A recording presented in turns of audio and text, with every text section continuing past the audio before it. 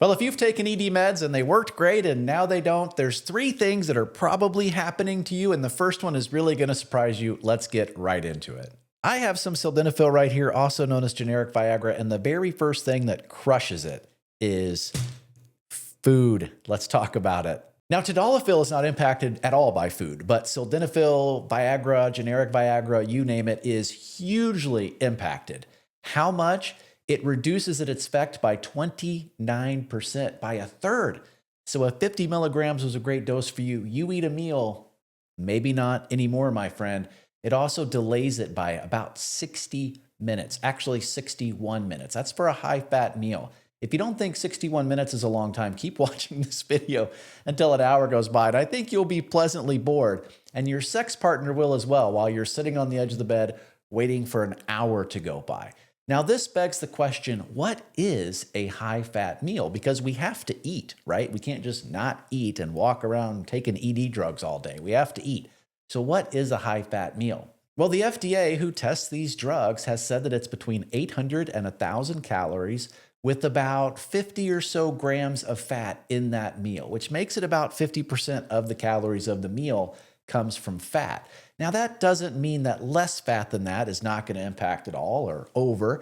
They just have to test it with some level. They have to come up with what is a high-fat meal, and that is their high-fat meal. So that Jimmy John's that I showed you earlier definitely passes the mark. Any meal that I've probably ever had at a restaurant definitely meets that mark. So just be aware of that. Keep your food really, really low fat, or just don't eat for several hours before sexual activity if you're taking sildenafil. Now, the second thing is that maybe your dose is wrong. So say you went to the doctor and he gave you a trial pack, or you signed up with one of the subscription mills off Instagram and they sent you a medication.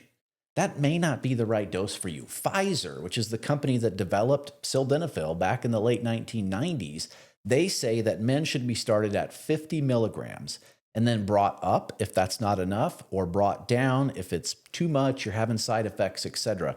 But 50 milligrams is that key starting point. So just because you've taken a sildenafil and it didn't have the effect you want doesn't mean that that's the proper dose. You might have to go up to 50 milligrams if you're currently at 25, or 100 milligrams if you're currently at 50. And remember what we just talked about, friends. If your meals are making your sildenafil doses do this, then you can either adjust your eating schedule or maybe increase your dose so that you're always getting the effect that you want. But this is not medical advice, and you should always talk to your physician. The third reason why sildenafil may not have worked for you is because sex is amazing.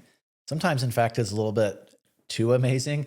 What do I mean by that? Well, your brain can sense a new partner or a super attractive partner, a new situation, any number of just like stimuli, and your body releases a little bit of adrenaline. And adrenaline is a huge boner killer. Well, it's a boner killer. I don't know if it only kills huge boners, but you get my point. It's fight or flight. It's evolutionary brainstem type of activity.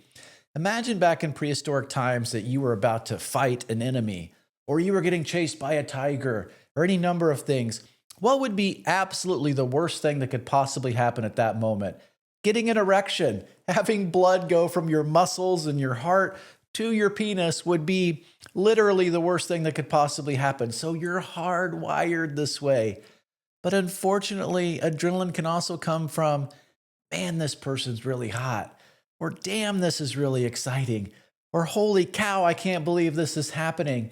And it just gets you right at the wrong possible moment. And ED drugs like sildenafil can help some men with that situation, but not every man. So A, just realize that absolutely nothing is wrong with you. B, you may need another set of ingredients altogether. And that's why I want to briefly talk to you about apomorphine. So we have an ED medication at Shameless Care that's called Shameless Trio. It has sildenafil, it has tadalafil, and it also has apomorphine. Apomorphine is a dopamine agonist. And what that means is it doesn't cause your brain to release dopamine or anything like that.